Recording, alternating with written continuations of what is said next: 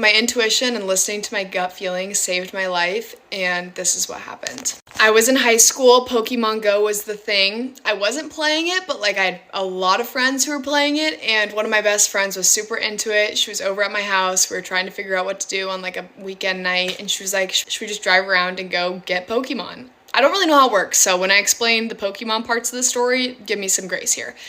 And I was like, yeah, sure, let's go. Why not? Like, I'll drive. And so we're driving around town. We kind of spend like a long time doing this. I think we probably stopped for Dutch Bros, the whole thing. We were out there for a few hours. And we were on our way home going through the community college because we saw that there was some Pokemons to pick up there. When we were driving through, I see lights in my rearview mirror. And I'm like, I think we're being pulled over, but it looks like a campus security car. I'm really not sure. And so she was like, yeah, I guess we just pull over. So I go into the parking lot right there on campus and I pull over, and the guy comes up to my window and he's like, hey ladies, what are you guys doing? I was like, actually, we're just playing some Pokemon Go. I was like, I'm driving, I'm not on my phone, I'm not doing anything. I was like, she's doing the Pokemon part, I'm doing the driving. And he was like, well, you know you can't be around here past 10 p.m. And I was like, oh, I had no idea. And he was like, yeah, we have a curfew and you can't drive through campus past 10. I was like, oh my gosh, I had no idea. I'm so sorry. I just live in the area. I'm not a student on campus, so I didn't know these rules. And he was like, you're good. You guys said you were doing Pokemon? I was like, yeah, we are. And he was like, oh, cool. Yeah, I don't know much about it, but I've heard there's a really good one to catch up by the gymnasium. I was like, oh, cool, we'll come back for it maybe another day. He's like, oh, probably won't be there, but I can show you really quick before you guys leave campus. And I was like, immediately I'm like, something feels weird. Like, I don't really know what. It wasn't a big deal, but like something just felt wrong. So I was like, you know what, we're gonna head home. He's like, seriously, it's like 5 minutes. And I look at my friend, he's like, but you guys are gonna have to like get out because you can't drive up there, you have to walk up, but it's a quick walk. Immediately chills down my spine. I'm like, oh, why do you want me out of my car?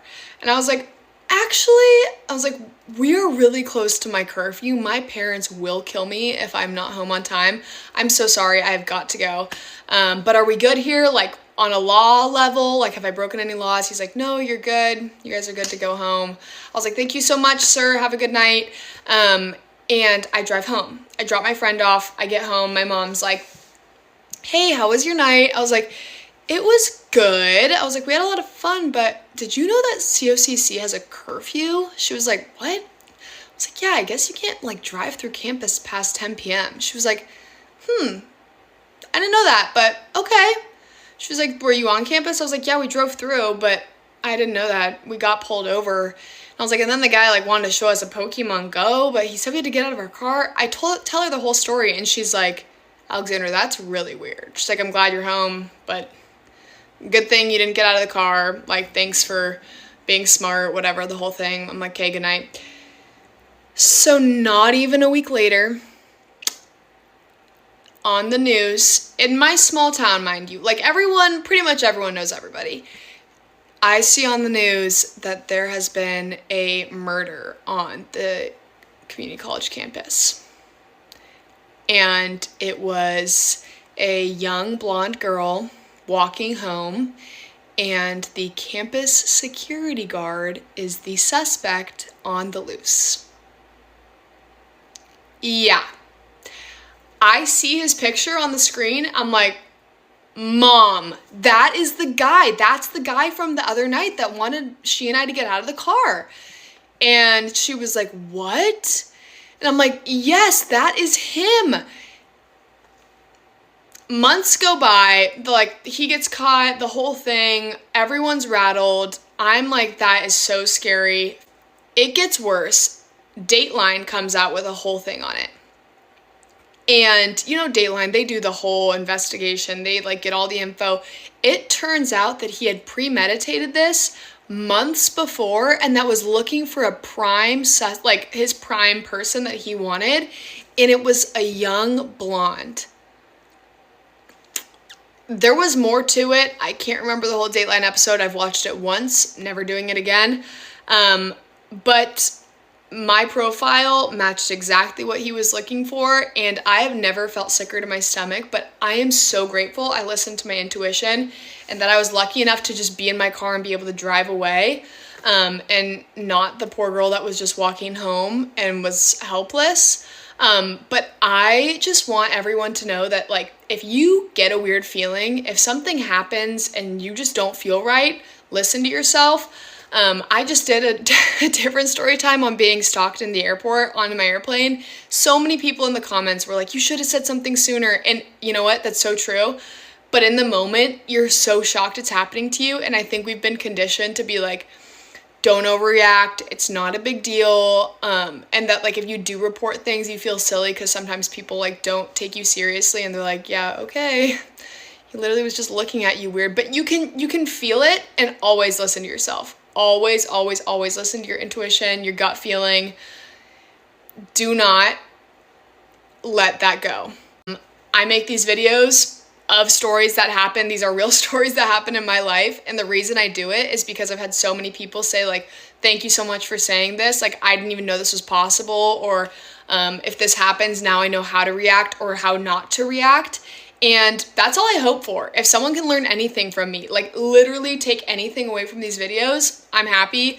I just want y'all to know, listen to your gut instincts. Everything in you is telling you what to do. Just listen to it. It can be so scary, and people can make you feel so silly for reporting things or whatever, or removing yourself from situations when something feels off. But better safe than sorry, always. We live in a scary world. When I was a teenager, I was visiting another college town that a young female had went missing in the year prior. She's still never been found to this day. No suspects, no nothing. Some years later, another female went missing in the same town. That female was found, but the outcome was not good. So I'm visiting this town. I'm probably like 19 years old. I go to the grocery store. I'm pulling up the aisle of the grocery store, and I was very observant this night. I'm so glad I was, because I think it saved me. I remember there was a beat up old like Ford Ranger type truck in front of me. It was like a maroonish red color, and I just remember it because I remember seeing a shovel in the back, and I thought that was so random and weird. The guy had his window down, and I could see him in his mirror. He had like a straw hat on and a sleeveless shirt. Well, he goes and parks in an area of the parking lot. I go to the opposite side of the parking lot and park, but I saw that guy walk in. Well, as I go in and come back out, I realize that guy is parked by me now, but he had backed his vehicle in. So at some point he went in and came back out and moved his vehicle next to me. His driver's door is next to my driver's door because I'm pulled in, he's backed in. So we're lined up, and he's got his window down and he's staring at me, freaking me out. By the time I get in front of his truck, he's just dead on glaring at me. And my intuition goes off and says, don't go any further to your car. Go back inside and get help. I go back in, go to customer service, get an escort out. As I'm being escorted out by a young gentleman, we get out the doors on the sidewalk before we cross over into the parking lot, and the guy sees us that's in the truck, and he takes off like a bat out of heck. My escort looks at me and he's like, was that him? I said, yes. He goes, I'm glad you came back in and got help. That guy doesn't seem like he was up to any good. Another thing happened to me when I was about 16 years old. I went to the library, had a late fee, needed to run to the car to get some cash to pay the late fee. As I'm walking out of the library, I have to walk up a ramp to the parking lot. I'm almost at the end of the ramp, and I turn around and realize someone's behind me, but they're a distance behind me. But by the time we get to the parking lot, the guy's already right behind me and starts trying to talk to me about it being a beautiful day, about the weather, of course. I'm like, yep, it is. And then he continues to try to talk to me as I'm walking to my car, and he's following. My intuition tells me to walk faster. I walk faster, he walks faster. Something tells me to run, and I've got my keys like this in my hand. You know what I'm talking about? I run to my car with everything I have, get in it, lock the doors. The guy walks around the front of my car, stands in front of my car, and just stares at me. I was shaking.